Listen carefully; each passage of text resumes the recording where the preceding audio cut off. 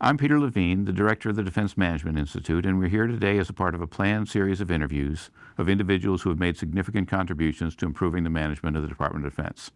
Today, I'm speaking with the Honorable Deborah Lee James, who served as the 23rd Secretary of the Air Force from 2013 to 2017 and currently serves as the chair of the Defense Business Board. In the course of her illustrious career, Secretary James has also held key positions on Capitol Hill, in the Office of the Secretary of Defense, with the Business Executives for National Security, and in the private sector.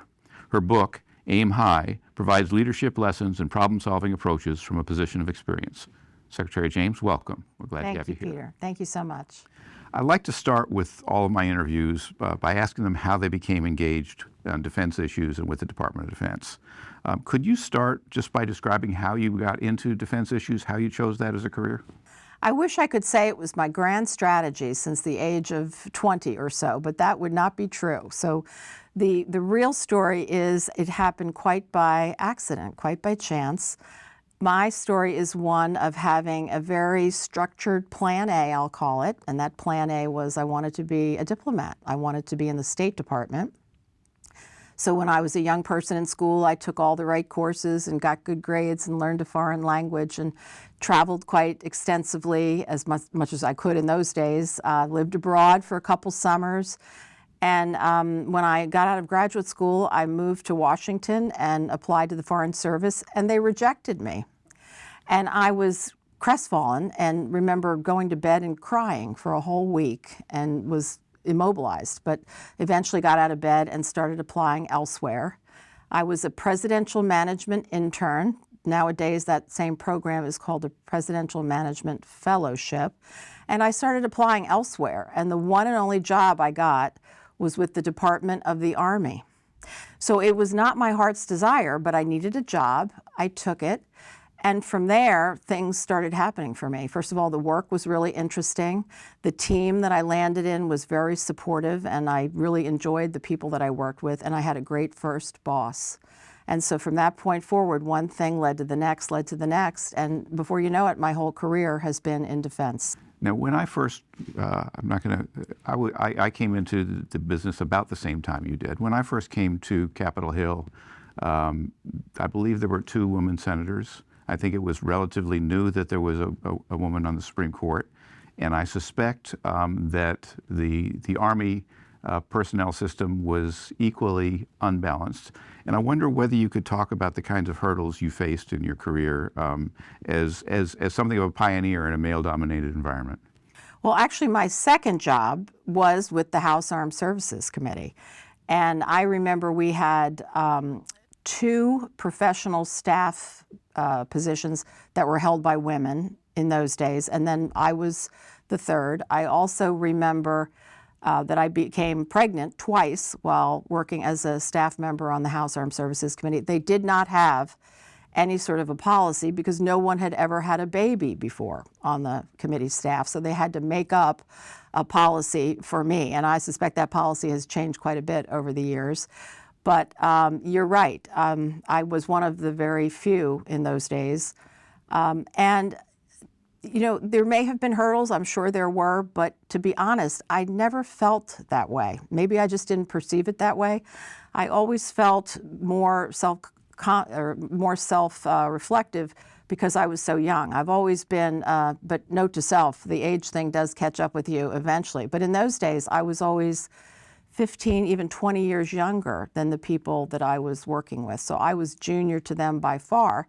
And as you know, when you're on a committee staff, particularly I leapfrogged right onto a major committee staff, you're questioning and asking, you know, for information and sometimes challenging 4-star generals and very senior people.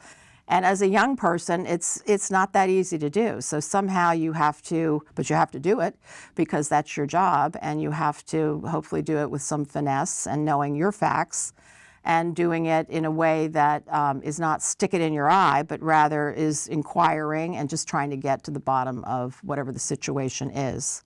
And I found, for me at least, that if you did well at that, that it prepared you well for future positions in the department and elsewhere. Was that the case for you? Absolutely. So I did about 1.5 years in the Army. One of the great features of the Presidential Management Fellowship Program is it allows you to rotate to organizations other than your home organization. And I rotated to the House Armed Services Committee staff, which gave them the opportunity to know me the opportunity to know them. And when a full-time position opened, they thought of me and offered it to me. I spent 10 years on Capitol Hill. And as you said, I went from someone in my earliest days with the Department of the Army who knew nothing about the Army or defense issues, but I was a good researcher, I was a good writer, so I was able to help the team with those skills immediately. But flash forward 10, 11, 12 years, particularly the 10 years on the committee staff, now I knew quite a bit about budget and policy, particularly military personnel and compensation policy. That was my beat. And I had made an important group of, I had an important network by then of staffers and congressmen in particular. So a lot happened in those 10 years. And right after that, you're right, I went to the Pentagon and I became an Assistant Secretary of Defense. And then eventually you found your way there from Secretary to Secretary of the Air Force. Can you talk about how you came to be Secretary of the Air Force? I absolutely can tell you that story too. So after 5 years as Assistant Secretary, Reserve Affairs, I left the Pentagon and decided, all right, I'm going to try my skills in the private sector.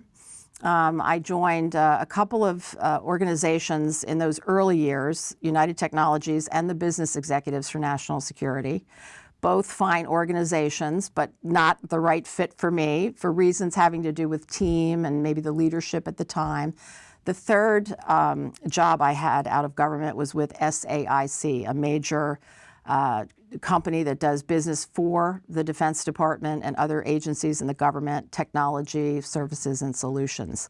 And so that's where I ended up spending 12 years and really sort of learned business, on-the-job training through taking courses, rotational assignments, things of that nature. I had different jobs along the way, but that's where I really feel like I turned into a business person.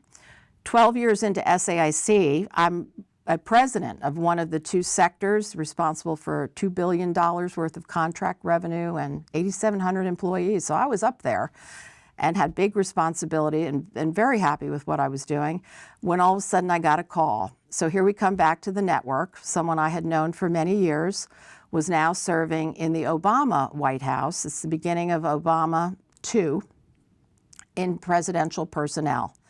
And they told me that, they were searching for the next Secretary of the Air Force. Would I agree to have my name on a list? Well, I was so flattered, I said, thank you, but never dreaming it would go anywhere. The list was approved and then interviews began. And a couple of weeks later, much to my surprise, having gone through interviews in the Pentagon and ultimately with the brand new Secretary of Defense, who at that time was Chuck Hagel, I was selected for the position. And it took some months, of course, with vetting and nomination and holds in the Senate. But I'm so fortunate that I became Secretary of the Air Force in December of 2013. Can you talk about the relevance of your private sector experience when you became Secretary of the Air Force? Was it helpful to you to have had that experience, and to what extent, you obviously had government experience too, but to what extent did the private sector background that you had help you in that role? I think it was crucial. I think it helped me a great deal.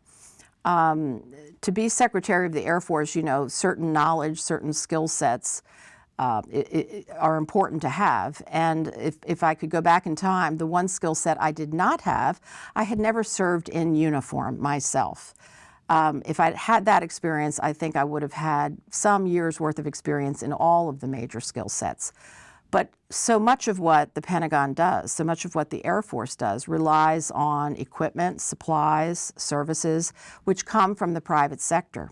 So to have someone who has been in the private sector, who understands what drives private sector decisions, who understands how to conduct, for example, a program review over a system which may be beyond cost or beyond schedule, and what are the levers that one can pull. These are very useful skills, and certainly the uniformed military, with the exception of some acquisition professionals, but the warfighters don't have that experience in industry. And many acquisition professionals, though they have learned the trade, they have not served in the private sector themselves. So I think to have walked in those shoes was extremely helpful to me as Secretary of the Air Force. It was a big plus. You mentioned that you didn't serve in uniform. One of the things you do as a Secretary of the Air Force, you're a senior civilian, but you're really in a military organization in many ways. Can you talk about how you worked with the military side of the Air Force? What kind of relationship you tried to build there, and how it worked? Absolutely. So it's crucial, I think, for all service secretaries, really all the senior civilians in the Pentagon, to work very collaboratively, to the extent possible, in lockstep with their military partners. Of course, the civilians ultimately are in control, and the civilians ultimately call the shots for organizing, training, and equipping. Not on war fighting, of course, with the exception of the Secretary of Defense and the President. But for the rest of us, we're charged with organizing, training, and equipping. But this idea of sort of pulling rank or being a little too dictatorial does not go over well. And by the way, that doesn't go over really well in the private sector these days anyway either. So getting along, talking things through. But there are times, even after you talk things through, where perhaps there's not an agreement and there can maybe be a compromise, but sometimes you just have to make the call. And I made those calls from time to time as well. As Secretary of the Air Force, you would know better than I would, but I believe you had a relatively small staff compared to the military staff that was out there supporting you, but also feeding you information and feeding you advice. How do you stay on top of that and make sure that you have the ability to develop independent views and that you're not unduly influenced by those who want to push you in a certain direction? Yeah. Well, it's interesting you say small staff because it's the biggest staff I ever had or ever will have. I like to tell the story that I used to have, 3 military assistants and a security team and a travel coordinator, and wrap all that up. And who do I have today? I have Frank, who's my husband. So he's my staff, and he always tells me he works for tips, by the way, and tips have got to be improved around here. Actually, it was a pretty large staff, but there are reasons for that. There's always maybe trimming that can be done to any staff. But the remit of a secretary of a military service is enormous. And to be able to, on a moment's notice, particularly if there's a crisis or there's a congressional inquiry or the Secretary of Defense or the President is calling for information, somehow you've got to remain on top of things. So the staff was always critical for that. Now, most of the staff that surrounds the Secretary of the Air Force in the Pentagon are general officers. They're maybe 3 stars. They're senior SES or political appointees. Most of them, all of them that I work with, were fine people, but they have a certain point of view. And there is something to be said for getting out, leadership by walking around and sampling other points of view from more junior people. And I would do that regularly as well. As Secretary of the Air Force, I'm sure that you had to deal with an extraordinary array of crises and day-to-day problems that arise and challenge you. But I assume you also had a vision for what you wanted to do and things you wanted to accomplish as Secretary.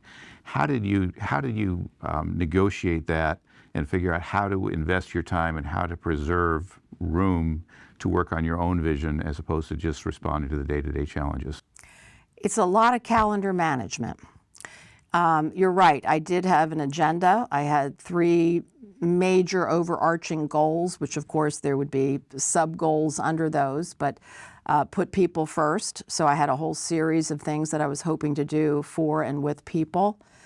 Number 2 was balance the importance of readiness and modernization. So how do you get that balance right in a tough budget environment? I've never served in government, it seems, when we haven't been in a tough budget environment.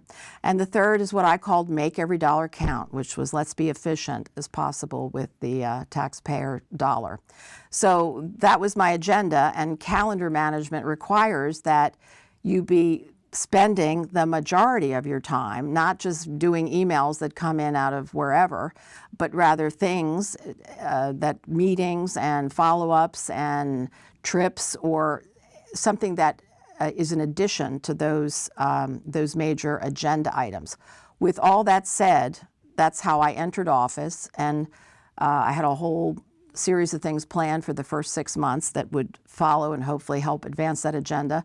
And boom, something happens. And for me, there was a crisis, a cheating scandal that erupted in our ICBM force. So that offensive agenda had to be set aside, and that crisis consumed a good deal of my personal time until we had diagnosed what was going on and had a plan how we would proceed and fix it. So you were able to get back to your own agenda? Yes. Okay. Do you have a strategy or a philosophy about delegation and how to delegate well and still ensure that the job gets done? Obviously, as Secretary of the Air Force, you couldn't do everything yourself. In fact, you had to rely on the people who worked for you to do pretty much anything. So what was your approach to delegation and how to make that work? I'm a big believer in it. I do it a lot. I'm in many ways imperfect, but I think I'm quite good when it comes to delegation, and I have no problem giving away work and responsibility. Provided that, there's periodic check-ins and provided that there's a degree of trust. Now, in the beginning, when you're brand new and you don't really know who's who and what's what and who can you really trust and who can you not, you have to tread a little carefully. But I was fortunate in that my number twos, I had 2 number twos over time, were quite well known to me. So an awful lot of delegation can go directly, when you're Secretary of the Air Force, to the Undersecretary of the Air Force. And traditionally, there's the outside person who does the congressional representation, the work with the press, any kind of representational work, the outside story, whereas the COO or the Undersecretary would be focusing more on the internal. I would get heavily involved with the internal when it fit those agenda items, or if it was the crisis, scandal, what have you, of the day, or if it was a major congressional interest item. I always felt that those required more of my personal attention. You were Secretary for 4 years, which actually is relatively long for people at the level at your level. But I wonder if you have advice to people in positions like that, in senior positions, about how to ensure that your success lasts beyond the end of your tenure. Are there things that you can do as Secretary of the Air Force as you work on your objectives to embed them in the organization and hopefully make sure that the improvement lasts beyond just your tenure? Well, there is no absolute guarantee of any of that. But what you can do, for the time that you have available to you, is make clear what some of these agenda items are or what some of these policy changes are, to instantiate them in writing, in policy, in regulation, if at all possible. I mentioned the important partnership with the military, the uniformed military. So to have the uniformed military and the career civil servants on board, if at all possible, is crucial, because the likelihood is there that it will remain. And then for whatever time you're privileged to have, you've got to follow up.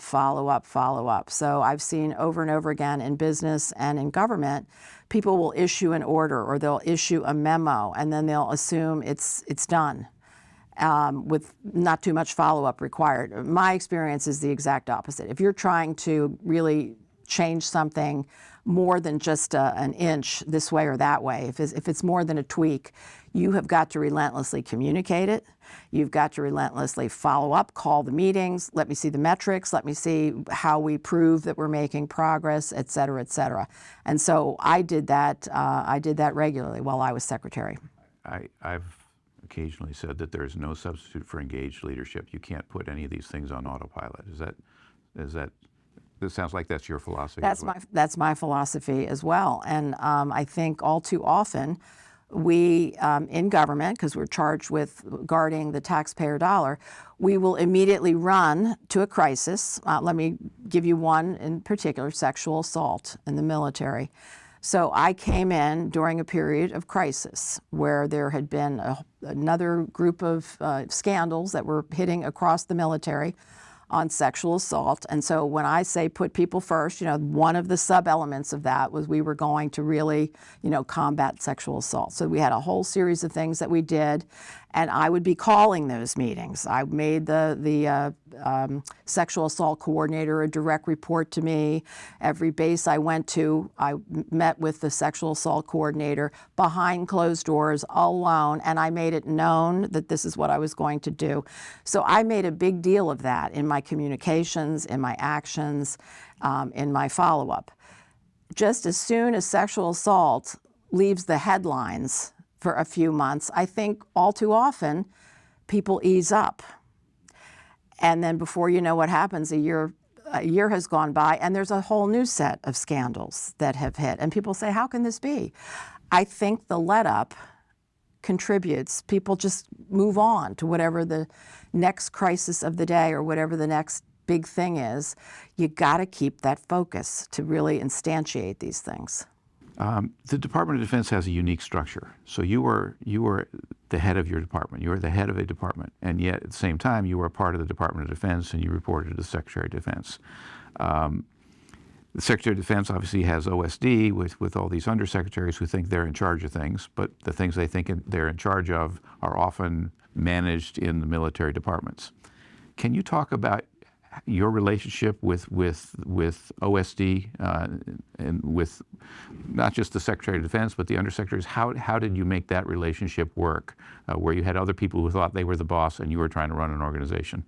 Well, again, I think I was pretty lucky with the human beings that I fell in with, because I don't remember a single person in OSD ever trying to pull rank or say, I'm in charge and you're not. I just don't have any recollection of it ever happening that way. The way I liken it, if we talk about it in a business sense, the Secretary of Defense is the CEO of the enterprise, and OSD, the undersecretaries, are the functions, let's say. If it were a business, you'd have HR, you'd have contracts, you'd have legal, you'd have the functions. Well, OSD would be the equivalent of that. The functions are ultimately there to help support the work of the sectors, if we're going to put it in SAIC term. And I was the president of a sector. So as the Secretary of the Air Force, you might say we were presidents of our business units or of our sectors. So that's the way I would put it in a business context. And the collegiality is crucial. Now, not during my time, but certainly there are other examples of where people have had a little bit too much sharp elbows. And hopefully, as also occurs in the private sector nowadays, the kibosh is put on that, at least eventually, if it comes to the attention of the right people, because too much stirring the pot, particularly in an abusive way to other people, is no way to do business in government or in the private sector. So those types of people seem to not last too long. You served as Secretary of Defense of the Air Force, I guess, under two Secretaries of Defense, if I remember right, just Hagel and Carter. Is That's that right? correct. Very different people, very different agendas, approaches to work.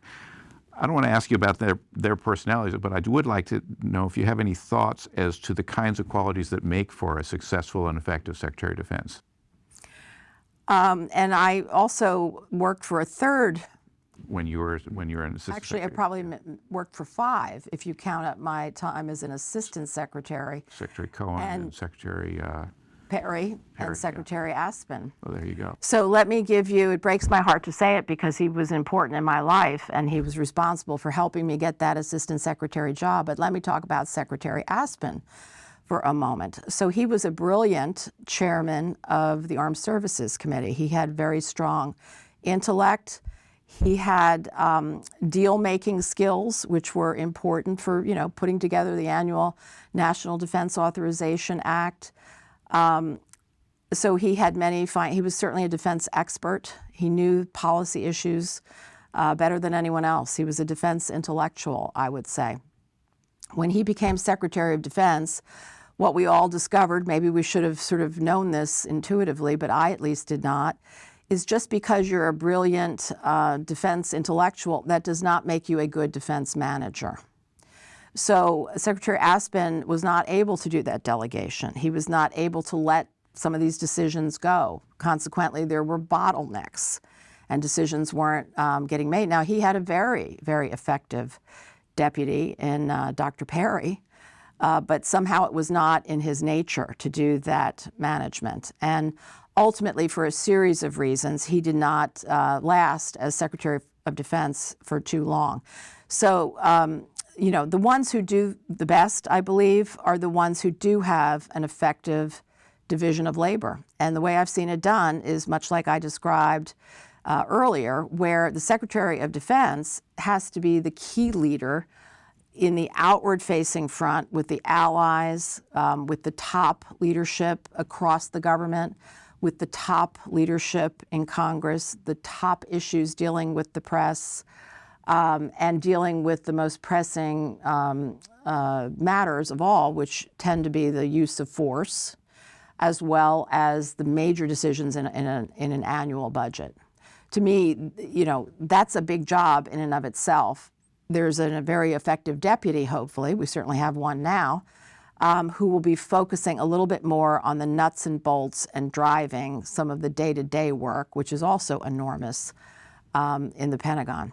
So I'm going to take two things out of what you said. One is, it sounds to me like we're coming back to the importance of being able to delegate, that you can't do everything yourself and you have to be prepared to do that. Is that fair? Fair.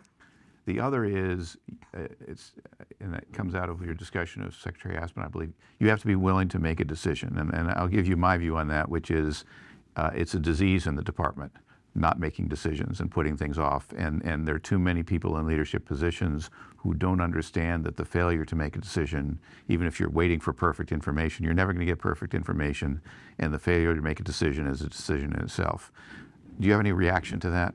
I agree. I completely agree. And I'll give you one other disease in the department, in my view, and that is the over-reliance on consensus. So you heard me say collaboration, getting along, all very important. Yes, but not to the point where decisions get so dragged out that on an important matter, there might be 55 people who have the ability to say no, or at least ask questions, which then jam up the system, and it takes forever to get to the right decision makers. That's a disease as well. So over-reliance on consensus with too many cooks in the kitchen, I think, is another area where the department can really improve. So as Secretary of the Air Force, you needed to give people a chance to be heard, but once they'd been heard, you needed to make a decision? Absolutely. And when I was Secretary of the Air Force, again, I don't mean to say I threw consensus out the window. I most assuredly did not. But if it was a matter that I'm hanging fire on and I want an answer on and I want to make an announcement because we're looking to make a policy change, and if I know the Chief of Staff of the Air Force is on board and whatnot, I did not accept very well with patience that we hadn't fully gotten it through the coordination process with 55 staff offices, if you see what I mean. So I was anxious on that, and I would be asking and maybe a little bit on the demanding side to let's go. I want the paperwork. I want to make a move here.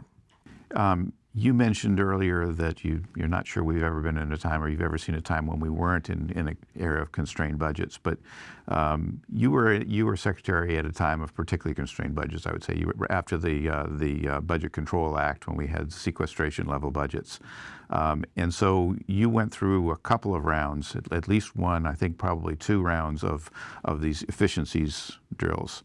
And I wonder if you can talk about how that works. The guidance comes, I presume, from the Secretary of Defense, but then you're the one who has to find what can be cut to make everything fit.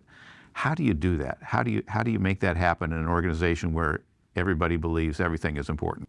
Right. So the way you do it is, the way we did it at least, was there were at least two parts. There was the part one, which would be convening the various offices, and you either peanut butter spread the thing and say everybody's going to have to come up with 10% savings or whatever the percentage is, come back and tell us how. And then the how becomes a judgment call. Is that asking too much? Is that going to hurt the war fighting too much? Is that going to cross some red line? So that would be one way of doing it. The other way is I'll call the offensive strategy. We came up with various programs which we hoped would save money. So I'll credit the Vice Chief of Staff at the time, Larry Spencer, with the Make Every Dollar Count program. Now, you heard me say that was one of my 3 agenda items. I use that as sort of a catch-all for we've got to be more efficient and we've got to come up with savings for the taxpayers. He actually had set up a program, and this is an example of the offense, where it would be like, the old-fashioned suggestion programs, but with the help of modern technology, where airmen at all levels could make suggestions from the front lines of how you could save money or how you could free up airmen's time. And so we were keeping track of the dollar savings and the type of time that we could then give back to our people. And we would, of course, trumpet that success story as well. So it was a combination of those 2 things. You had in the Air Force, and I can't remember what it's called right now, an office, a CAPE-like office, an office of analysts who help you put together the program for the Air Force. Did you have time to use their expertise and take an analytic approach to where the Air Force could cut, or was it more a matter of you had to respond quickly and you had to look for low-hanging fruit and easy targets? It was more a matter of we had major commands in the Air Force, and we would be given a top-line budget number, for example. And so, of course, their desires and their needs always were more than that top-line budget number could accommodate. And so we would ask them to come in, once again, with usually a certain percentage cut. How would you do this? How would you manage it? But then we would make judgment calls. And we would always have, I'll call it a management reserve, so to speak, at the senior levels, at my level, the chief's level, where we could place those dollars in some location that we thought was important. I mentioned the nuclear enterprise and some problems that happened very early on in my tenure. Well, for the entire time I was Secretary of the Air Force, in some way, shape, or form, we were infusing people, dollars, different training regimes into the nuclear enterprise to try to correct some of these things. So that would be an example of if we had a bit of a management reserve at the top, we might choose to put it in, say, the nuclear enterprise, because that was a key area that we were tracking. Yeah. These budget, I'm going to call it budget cut drills, are always called efficiencies. And I wonder if you have a view as to the relationship between this kind of top-line driven budget exercise and the actual efficiency of the organization. Is a budget cut drill a way to drive efficiency? What's the relationship? So the answer is not really, but it's the only mechanism that we seem to have. So often when you just do an efficiency drill and you have to cut X percent, you end up eliminating spaces that aren't filled anyway with human beings. There's various tricks that are played to try to hit this number, to try to hit the bogey. We're so big now that to do truly a zero-based review and a look at each individual position and so on, it's almost too much. It's almost too much. I do know that, for example, the Army at one point brought in a management company or a consultancy company like a McKinsey, who mapped out for them how to eliminate layers of people and make sure that if you've got this title, you're overseeing at least so many people. I mean, they gave them a framework, which I've seen that framework before from my SAIC days, frameworks like it. I'm not sure, it maybe makes perfect sense, but I'm not sure that it ever got implemented, because in order to make such substantial changes, you've got to have the authority to literally do major layoffs and this, that, and the other, which of course is very difficult in the government. So it's not a good way to do it. The way that we do it is really not a good way to do it. It's not the way a business would do it. And yet we've gotten so big, I'm not sure how we would conduct a zero-based review. The top line budget levels that you were dealing with as Secretary of the Air Force were obviously driven by the Congressional Budget Agreement. At the same time that you had the restrictive top lines, Congress is famously resistant to cutting any program or institution. You had experience on both sides of that table. You worked on Capitol Hill and in the department. Can you talk about how to navigate that and how you deal with making an effective cut when you have an institution overseeing you that's holding all the cards, that doesn't like cuts? Well, you have to get along with them. That's point one. Even though it's hard sometimes, even though it seems like with every passing decade, the political drama increases and you feel personally attacked at times when you're testifying. But you can't lose your cool. You can't, you must get along because, as you point out, they have so much more power and authority than you do, and the situation can become even worse. So I have tried to have always the philosophy, as I've been in the executive branch, I can only do the best that I can do. And my job is to try to do the best for the Air Force, for the Department of Defense, for the country. My job is to use my brains and my abilities to put forth the best possible approach, give the facts, give the rationale, go the extra, mile by doing the personal calls and, the extra communicating that is really very, very necessary. I try to think through the politics. Like you say, having been on the other side, you can almost imagine what's going to go wrong with some of these proposals. So if you can have that in mind and marry up good politics with good policy, now there you've really got something. That's not always easy to do. But one of the areas that, to give an example, during my tenure, not having enough money for everything, we attempted to retire the A-10, first the entire fleet, then just maybe part of the fleet, and then a few aircraft, and we just had a brick wall year after year after year. Now, we're probably 10 years into this effort, and they have, Congress has now started to allow the A-10s to retire. But of course, 10 years into the effort, we have other aircraft that can now be put in place of those A-10s, because here's where the politics, of course, comes in. No congressman and no senator wants to bet on the come that someday they'll get replacement aircraft. If they're going to let the aircraft of today go, they want right now, right away, something similar to replace it, because it's a matter of jobs. I understand that. Back in those days, it was still the right decision to retire it, given everything I understood to be the case. We didn't have those extra planes. We didn't have as many F-35s, for example, to put into the inventory. So the fact that we do today, that's an example of now we can exercise good politics with good policy and begin to get things done. Let me switch to your post Department of Defense role. You're now the chair of the business board, Defense Business Board, as I mentioned. Do you have a vision for the role that you'd like the DBB to play in the management of the department and in assisting the DoD leadership in managing the department?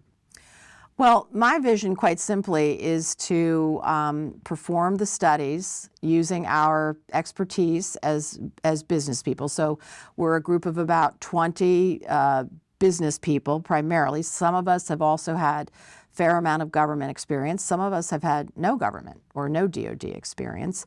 But our job is to do the taskings that we're given by primarily the Deputy Secretary, and give this sort of business advice to help them as they manage the department. We have to remember that we as advisors, that doesn't mean that the deputy has to accept everything that we say, but we're giving our best advice, and then we of course hope that it's good advice and that at least most of it will be implemented. So my philosophy always is, whatever I do is to try to leave the organization or the effort in a better position than it was when I arrived. And in this case, do the studies that we've been asked. So we've just today we finished a meeting in which we approved two new studies. So this is the 8. We've now delivered 8 studies in about 2.25 years or so, different topics that hopefully will make a difference, that most or some of those recommendations will be implemented, and they'll improve the business situation of the Department of Defense. You've been associated with the department one way or the other over a fairly long period of time now, so you've seen the department in many different iterations under different leadership. You've seen the management challenges that it faces over a period of years. And it's easy to get depressed thinking we keep fighting the same fight over and over again. I wonder if you could maybe find a ray of optimism somewhere. Are there some areas where we're making progress, where you think we're doing better now than we were when you and I first came on the scene? Well, gosh, when you and I first came on the scene, there was a senator called Goldwater and a congressman named Nichols who had not yet teamed up to pass that landmark Goldwater-Nichols Act, which really was the pathway to much better joint collaboration and joint warfighting across the spectrum. So I think what we should all be the most proud of is that our Department of Defense, our military, though not perfect, is the best in the world, with the most important values, the best trained, the best equipped. And so, again, anybody who's still involved, as we both are, it's our job is to continue to contribute and try to make it better. So I would put that as the number one thing where we've made a lot of progress. I think we've made progress on people. Again, it's not perfect. There's always more work to be done, but even though we're in recruiting difficulties at the moment for our enlisted force across the military services, I am convinced that's still going to be our secret weapon, is people and their judgment and the fact that they can be entrepreneurial on the battlefield. So I think we've made great strides nonetheless, with the recruiting aside at the moment, with the all-volunteer force. As you mentioned people and strides, I think that there one area where I would think there is a significant difference is the incorporation of women into leadership positions, into military positions, sort of across the board, military leadership positions. That's really dramatically different than it was 30 years ago. Very different. That's an area, I assume, where we still have a ways to go. Do you have views on sort of how far we've come and how much we still have to do? Well, if you look on a percentage basis, back in the 80s when I started, and if you look at the percentage of women in the force in the 80s, I'm doing this from memory, so it may not be correct, but let's say the Air Force, which has always had more openings for women than the other services. Even back then, though, I think it was maybe 10% or something like that. Well, it's over 20% now are women. Now, since every single job in the United States Air Force is today open to women, why can't we make it 50%? That's my point of view. But so there's the work yet to come. We have room that we can still grow, but certainly we've doubled it in a generation. Let's say it's taken quite a while. The fact that we've brought down over time all of the exclusions to women serving in different positions, I think that's an important thing that has opened up more possibilities gradually over the years. You serve as a co-chair of a commission convened by the Atlantic Council on ways to accelerate the department's ability to adopt cutting-edge technology. What do you see as the major takeaways from that panel? What is it that we need to do as a department and as a country to ensure that our national security institutions have access to the best technology we have to offer? Well, there's no single secret weapon there, but to just name a few of what I consider to be the top recommendations. We do think that more flexibility in funding and budgeting is necessary in order to be able to move monies around a bit more in a bit more agile fashion to be able to do a better job of this. So portfolio capability management is one of the major, and I'm happy to say at least one of the major Navy PEOs has decided to move out on that and is going to give that a try. So we've seen movement on that. We're recommending that Congress restore what is the historical levels of reprogramming. You know, Congress has become more and more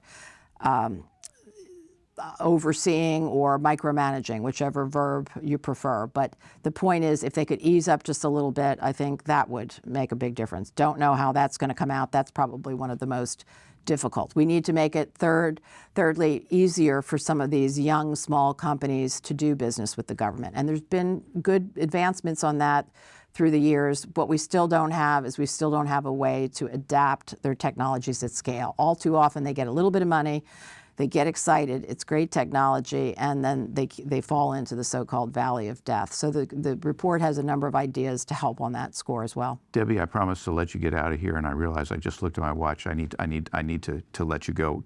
Could you just close with what advice would you have for individuals? Do you have a quick word of advice for individuals who are coming into the department today and looking to try to to try to serve and be helpful to the national security? My advice to young people coming into national security careers today is it's a great time to be serving in national security. Really, really tough and important world impacting issues that you can work on. There's multiple ways to serve. You can be uniformed military, you can be part-time in the National Guard and Reserve, uniformed military, or full-time. You can be a civilian. You can be a business leader and come in as a highly qualified expert for 3 years, depending on your skills. But, you know, our Defense Department, our national security apparatus needs you. There are opportunities, and there are ways to do it where you can either make it a full career or you can do it for a few years.